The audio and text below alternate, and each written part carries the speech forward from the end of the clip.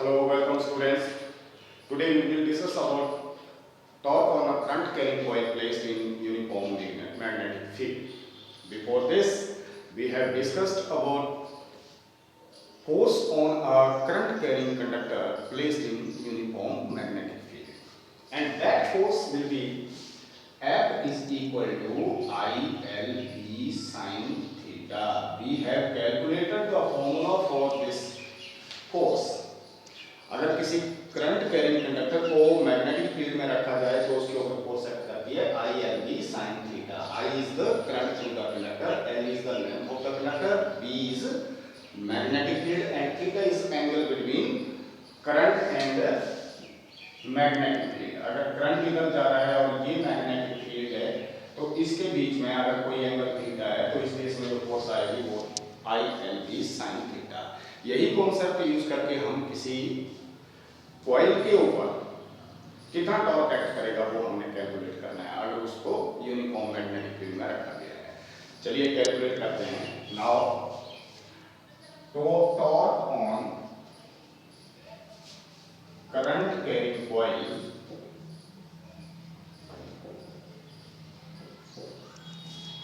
Placed in uniform magnetic field. अगर किसी current carrying coil को यूनिफॉर्म मैग्नेटिक फील्ड में रखा गया है तो उसके ऊपर कितना टॉर्क जो है वो एक्ट करता है ये हमने कैलकुलेट करना है. तो मान लीजिए ये हमारे पास एक रेक्टेंगुलर कॉइल है. This is rectangular coil.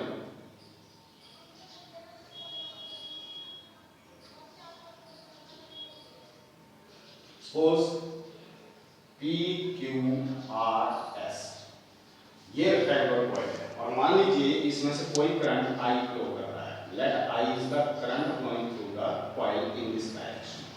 कोई करंट I फ्लो कर रहा है इसमें से. अब हमें इसमें से टॉर्क निकालना है. अब इसके अक्रॉस जो है वो मैग्नेटिक फील्ड रख दिया. सपोज इसको रख दिया यूनिफॉर्म मैग्नेटिक फील्ड के अंदर. ये नॉर्थ पोल ये south. Clearly the direction of magnetic field will be from north to south. ये यूनिफॉर्म मैग्नेटिक फील्ड लगा है इसमें से. ठीक है. अब हमें कैलकुलेट करना है कि इसके ऊपर कितना टॉर्क एक्ट करता है. तो वेरी सिंपल, मैंने अपनी सिंपलिसिटी के लिए एक रेक्टेंगुलर कॉइल यूज कर लिया यहाँ पर. अब क्योंकि अगर मैं सिमेट्री को देखूं इसकी तो इस केस में ये एक स्ट्रेट कंडक्टर एक्ट कर रहा है जिसमें से कोई करंट आई फ्लो कर रहा है और इसको मैग्नेटिक फील्ड में रखा गया है. तो इस कंडक्टर के ऊपर फोर्स निकालिए. एक क्यू आर कंडक्टर के ऊपर इंडिपेंडेंटली फोर्स निकालिए आर एस के ऊपर और एस टी के ऊपर. जो रिजल्टेंट फोर्स होगी हर एक आर्म के ऊपर इंडिपेंडेंटली फोर्स कैलकुलेट करके जो रिजल्टेंट फोर्स होगी उसका क्या इफेक्ट होगा ये हमने फाइंड आउट करना है. ठीक है. तो let us calculate first of all force on arm PQ. Force on arm PQ. PQ arm के ऊपर कितनी फोर्स एक्ट कर रही है. तो क्योंकि सपोज इसकी जो लेंथ है वो L है coil. Let L is the length of the coil and B is its breadth. इसकी जो ब्रेड्थ है वो B है. अब इसके ऊपर हमने फोर्स निकालना है तो ऐसी बात है कि मुझे पहले मैग्नेटिक फील्ड देखना पड़ेगा. अब क्योंकि मैग्नेटिक फील्ड जो है वो मैग्नेटिक फील्ड लगा हुआ है नॉर्थ टू साउथ, बिल्कुल स्ट्रेट लाइन डायरेक्शन में ये लगा है. सपोज इसकी जो ओरिएंटेशन है मैग्नेटिक फील्ड के साथ let it makes an angle theta at any instant. किसी इंस्टेंट के ऊपर ये थीटा एंगल बना रहा है इसके साथ.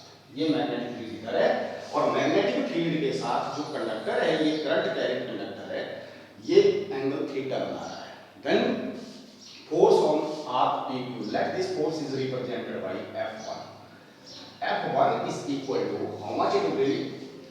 Use the formula ILV sin theta. अब यहाँ करंट जा रहा है इसमें से I L की वैल्यू जितनी लेंथ ये है उतनी ही लेंथ ये होगी तो इसकी लेंथ आ गई B. I B sin theta. ये फोर्स इसके ऊपर एक्ट करेगी इस आर्म के ऊपर PQ आर्म के ऊपर. अब मेन चीज है इसकी डायरेक्शन कैलकुलेट करना. इसकी डायरेक्शन क्या होगी देखिए. Direction can be calculated by Fleming left hand rule. ठीक है। अब इसमें यूज करो Fleming's left hand. Actually ये जो आर्म है ये किस तरह से है, ये इस तरह से है कॉइल, अगर आप यहां देखें इस तरह से, ये बिल्कुल मैग्नेटिक फील्ड के पैरेलल हो गया, लेकिन ये यहां पर रखी गई है मान लीजिए, तो मैग्नेटिक फील्ड आ गया आपका इधर और ये आ गया इधर, तो इसके बीच में ये एंगल है थीटा। अब क्योंकि करंट इधर है, मैग्नेटिक फील्ड इधर है, लेफ्ट टू राइट है, यहां left to right magnetic field है, तो फील्ड इधर आ गया, करंट इधर आ गया, central finger in the direction of current, thumb will represent the direction of force. इसका मतलब जो फोर्स है वो नीचे की तरफ एक्ट करेगी इस आर्म के ऊपर, तो यहां पर जो फोर्स है वो नीचे की तरफ एक्ट करेगी। ये जो फोर्स F1 की डायरेक्शन आएगी वो होगी डाउनवर्ड डायरेक्शन, तो इसकी डायरेक्शन आ गई downward.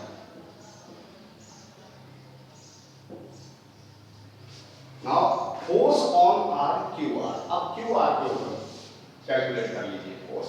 Force on arm QR, let this force is F2. F2 is equal to how much?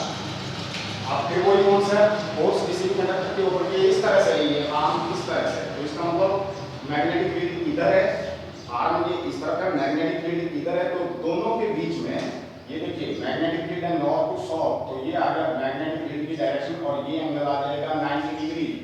ठीक है, तो इसका मतलब करंट इधर जा रहा है, फील्ड इधर है, दोनों के बीच में एंगल हो गया 90 डिग्री, तो इसका मतलब I और लेंथ कितनी है कंडक्टर की, लेंथ थी हमने L ले रखी है इसकी, ILB sin 90 की वैल्यू हो जाएगी, sin 90 की वैल्यू हो जाएगी 1, तो ये आ जाएगी ILB। Now let us check the direction.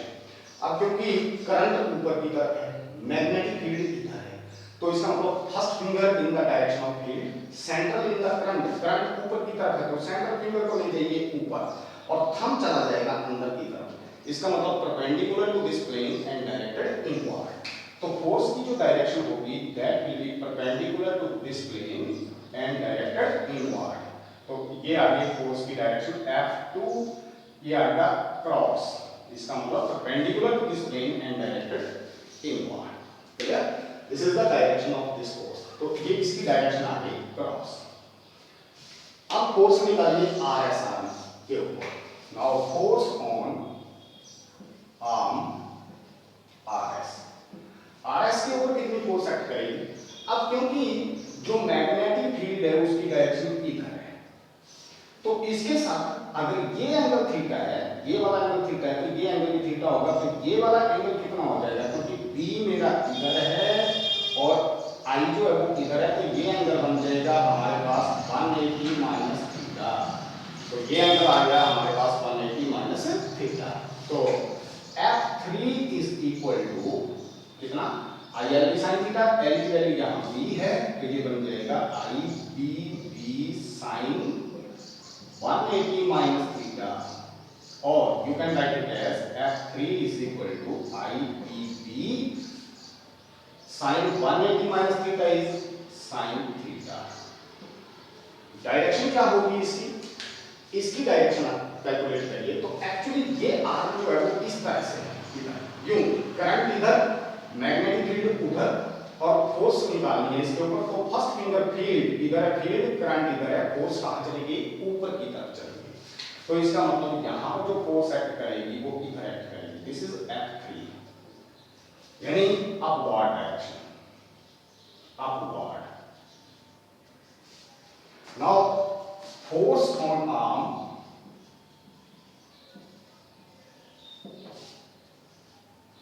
SP, अब SP के ऊपर फोर्स निकालिए, सेम जो मैग्नेटिक फील्ड है वो इधर लग रहा है, लेकिन मैग्नेटिक फील्ड की डायरेक्शन है इधर, तो मैग्नेटिक फील्ड आ गया इधर और करंट जा रहा है इधर, तो दोनों के बीच में एंगल हो गया 90 डिग्री, यहां भी एंगल कितना आ गया 90 डिग्री, तो फोर्स आ जाएगी F4 is equal to I, length L है, ILB sin 90 की वैल्यू हो जाएगी 1, और डायरेक्शन अगर इसकी कैलकुलेट करनी है तो यूज करिए Fleming's left hand rule again, field इधर, करंट नीचे है, इधर आ गया, फोर्स कहां लगेगी इधर, तो इसके ऊपर जो फोर्स होगी वो perpendicular to this plane and directed outward. Outward का मतलब ये हो गया perpendicular to this plane and directed outward, इसको हम रिप्रेजेंट करते हैं डॉट से, तो इसकी डायरेक्शन आ गई ये।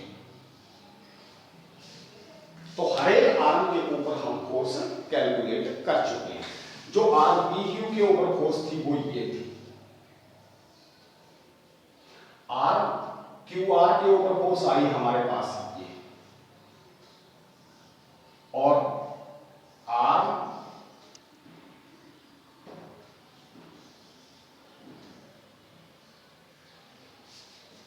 आर एस के ऊपर ये फोर्स आई, और आर एस पी के ऊपर ये फोर्स आई हमारे पास।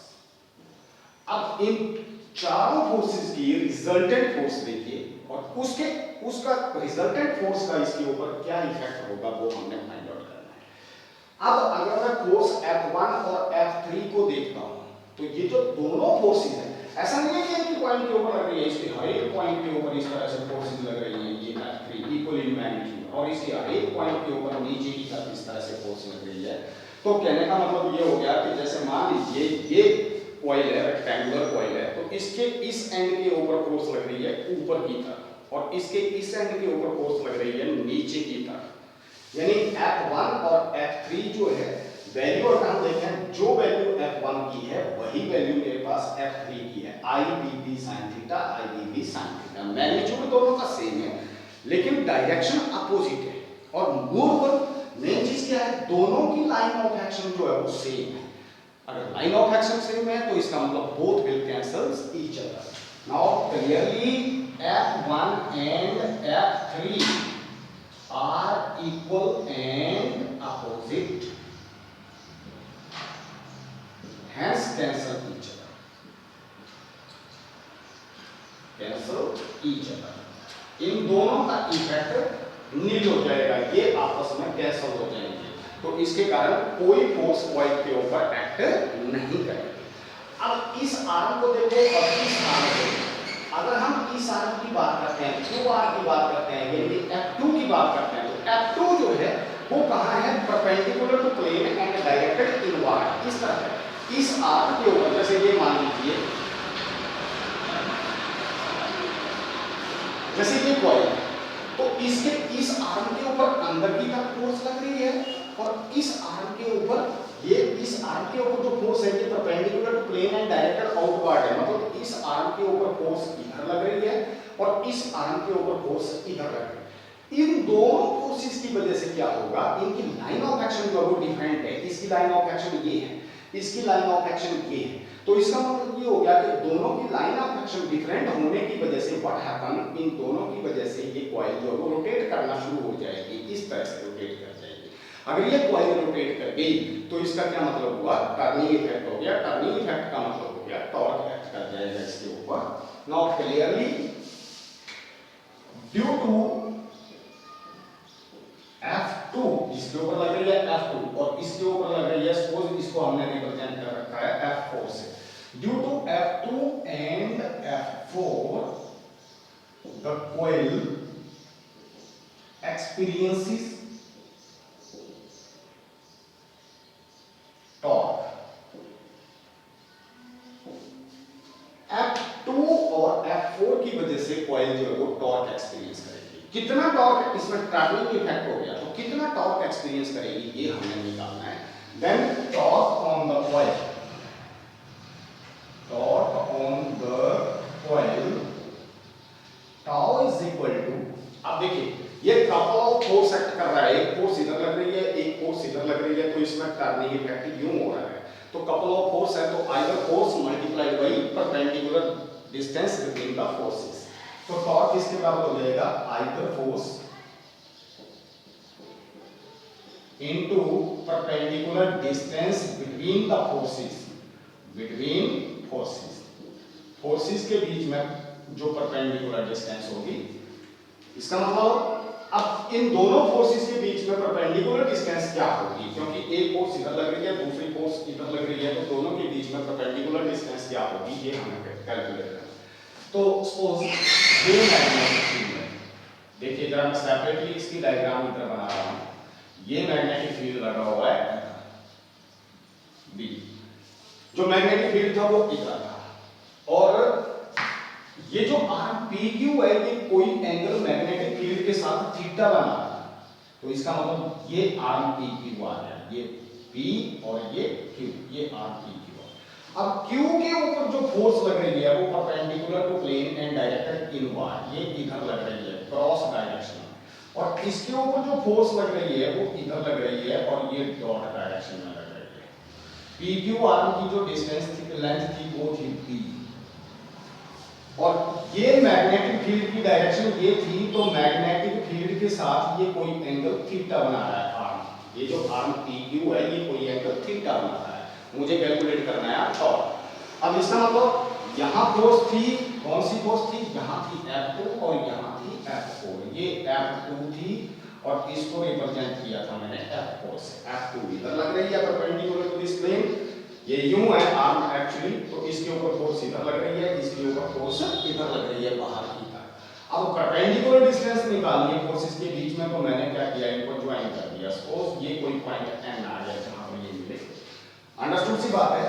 अब जो F2 है, F2 की ये लाइन ऑफ एक्शन ये है और F4 की लाइन ऑफ एक्शन ये है, तो this is the perpendicular distance between the forces, यानी कि P पॉइंट है, ये Pn जो डिस्टेंस है that is the perpendicular distance between the forces.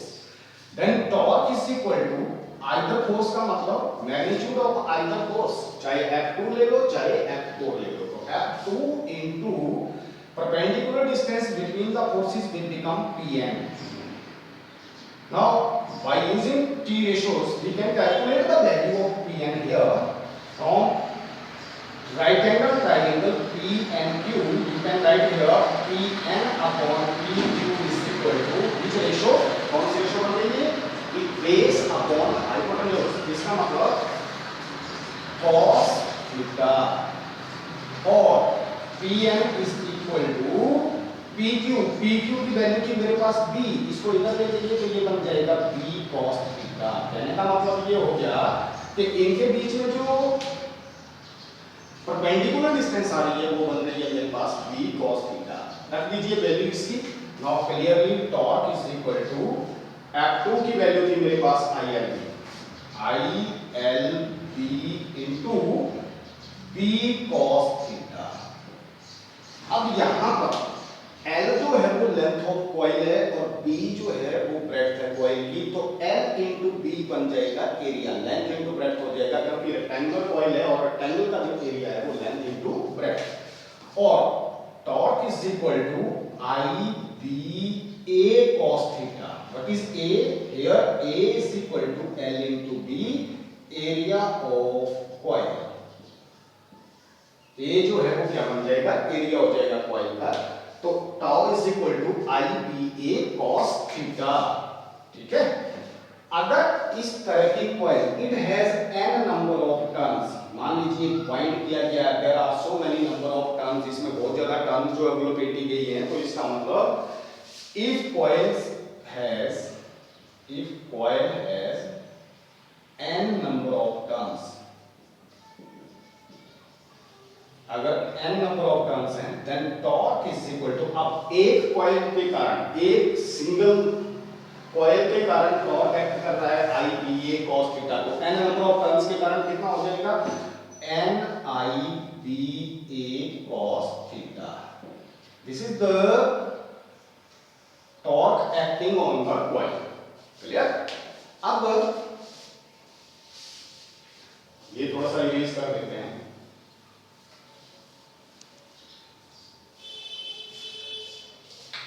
Torque कितना है हमारे पास, torque is equal to NIBA cos थीटा। This is the torque acting on the coil, but NIA is equal to M, which is called magnetic dipole moment, magnetic dipole moment of the coil,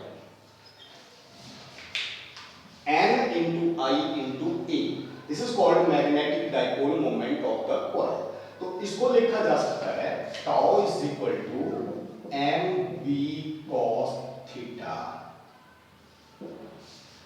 अब यहां पर एक point note करने वाला है कि theta is the angle between P and plane of the coil.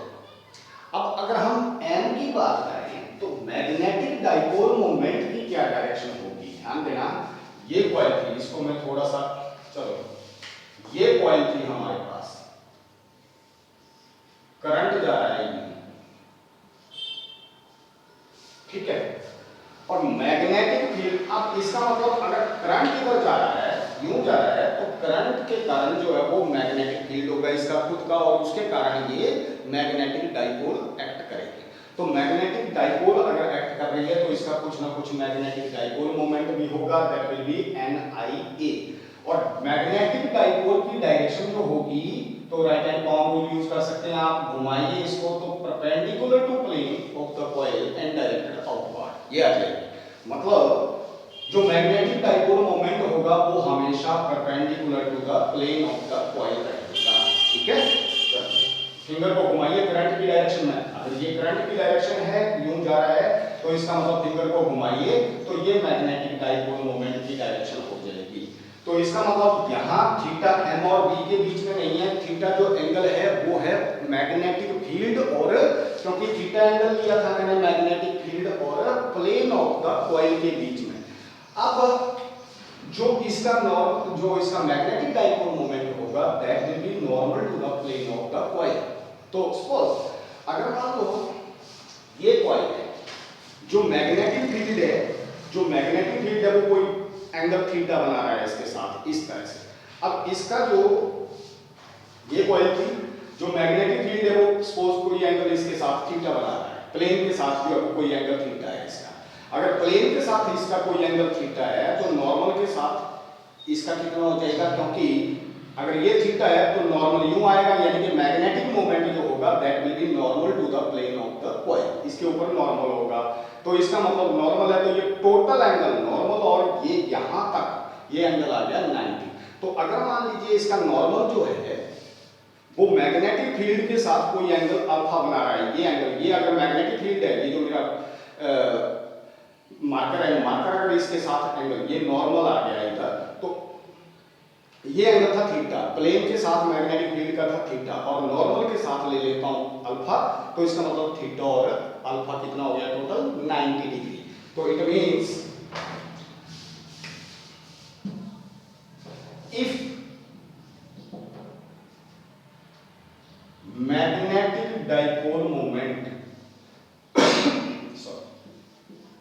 if magnetic dipole moment makes an angle alpha with magnetic field, then theta plus alpha is equal to 90। क्योंकि theta और क्योंकि magnetic field का और plane के साथ angle था theta, और normal का एंगल था मैग्नेटिक फील्ड के साथ अल्फा, तो theta plus alpha is equal to 90 डिग्री। It means alpha theta can be written theta is equal to 90 minus alpha. अगर मैं यहां ये वैल्यू सब्स्टिट्यूट कर दूं तो tau is equal to mb cos 90 minus alpha, और torque is equal to mb cos 90 minus alpha can be written as sin alpha. This is the torque acting on the coil. हाँ, एक आ रहा है mb cos theta, be careful about it, यहां पर थोड़ा सा ध्यान रखिएगा। mb cos थीटा अगर मैं ले रहा हूं तो थीटा कौन सा एंगल है, this will be the angle between magnetic field and plane of the coil. अगर मैं यहां अल्फा ले रहा हूं तो इसका मतलब ये है this is the angle between m and b। You can write here in vector form tau is equal to m cross b। Tau is equal to m cross b, क्योंकि साइन अल्फा क्रॉस प्रोडक्ट बन रहा है, m और b का cross product बन रहा है, तो ये आ जाएगी m क्रॉस b। डायरेक्शन हम राइट हैंड पाम रूल से यूज कर सकते हैं, कैलकुलेट कर सकते हैं, क्योंकि जो डायरेक्शन m की जो डायरेक्शन होगी that will be perpendicular to the plane of the coil, और जो b की डायरेक्शन होगी कोई भी हो सकती है। तो अगर ये m की डायरेक्शन है, ये b की है, तो m क्रॉस b, तो टॉर्क इधर आ जाएगा, ठीक है। अब अगर यही कॉइल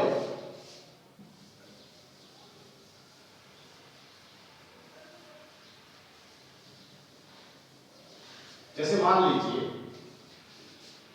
ये मैंने कोई कॉइल ली, इसमें इसको रख दिया किसी यूनिफॉर्म मैग्नेटिक फील्ड के अंदर, और मैग्नेटिक फील्ड की डायरेक्शन दे दी मैंने perpendicular to the plane and directed inward. ठीक है, इस डायरेक्शन में मैंने ये लगा।